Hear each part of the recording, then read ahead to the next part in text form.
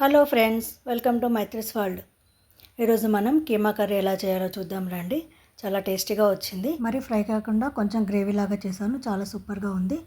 ఇది ఎలా చేయాలో చూద్దాం రండి. ముందుగా మటన్ కీమాని తీసుకొని దీన్ని శుభ్రంగా కడుక్కోవాలి. కొద్దిగా వాటర్ వేసి తర్వాత ఒక స్పూన్ వెనిగర్ని వేస్తున్నాను. నాకు ఈ స్మెల్ నచ్చదు కాబట్టి కొంచెం వెనిగర్ వేసుకుంటే ఆ స్మెల్ రాకుండా ఉంటుంది.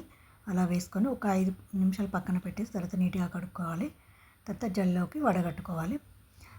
తర్వాత ఒక మందపాటి ప్రెషర్ ప్యాన్ తీసుకొని అందులో వేసుకొని అప్పుడే దంచినటువంటి అల్లం వెల్లిపాయ పేస్టు, పసుపు, కొద్దిగా ఆయిల్ వేసుకొని బాగా ఈ కీమాకంతా కూడా పట్టించుకోవాలి. మొత్తం బాగా కీమాకు పట్టిన తర్వాత మనకు సరిపడాన్ని నీళ్ళు పోసుకోవాలి.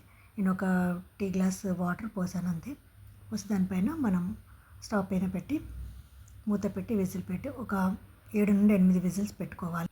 ఫస్ట్ మీడియం మంట పెట్టుకొని తర్వాత ఒక 2 విజిల్స్ వచ్చిన తర్వాత సిమ్లో పెట్టుకొని మిగతా 5 లేదా 6 విజిల్స్ పెట్టుకోవాలి.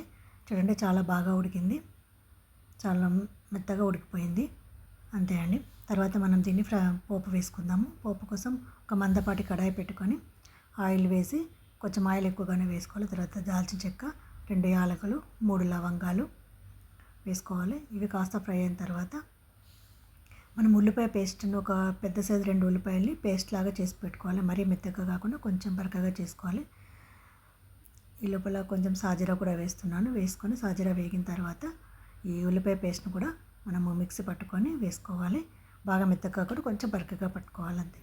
ఇది వేసుకొని బాగా కలుపుకోవాలి. ఈ ఉల్లిపాయలోని పచ్చివాసన అంతా పోయేంత వరకు బాగా కలుపుకోవాలి. తర్వాత కొద్దిగా అల్లం వెల్లిపాయ పేస్ట్ కూడా కొంచెం వేసుకొని ఇది కూడా పచ్చివాసన పోయేంత వరకు రెండు కలుపుతూ కాస్త ఫ్రై చేసుకోవాలి. కాసేపు తర్వాత ఇది ఆయిల్ పైకి వస్తుంది. పైకి వచ్చిన తర్వాత కొంచెం పసుపు వేసుకుంటున్నాను. పసుపు వేసుకుని మరి ఒకసారి బాగా కలిపి మనం ఉడికించుకున్నటువంటి ఈ కీమాను కూడా వేసుకోవాలి. వేసుకొని బాగా కలపాలి. ఈ పోపు అంతా కూడా పట్టేంత వరకు బాగా కింది నుండి పైకి కలుపుకోవాలి. సిమ్లో పెట్టుకొని ఉడికించుకోవాలి. ఇది కాస్త టైం పడుతుంది, అయినా నెమ్మదిగా ఉడికించుకోవాలి. మూత పెడుతూ తీస్తూ మధ్య మధ్యలో కలుపుతూ ఇలా కాసేపు ఫ్రై చేసుకోవాలి. ఇందులో నీరంతా ఇరికిపోయేంత వరకు కాస్త ఫ్రై చేసుకోవాలి. తర్వాత మూత తీసి మనకు కావాల్సినంత కారము, ఉప్పు, మనం ఎంత తినగలిగితే అంత కారం, ఉప్పు వేసుకోవాలి. వేసుకొని మరి ఒకసారి బాగా కలపాలి.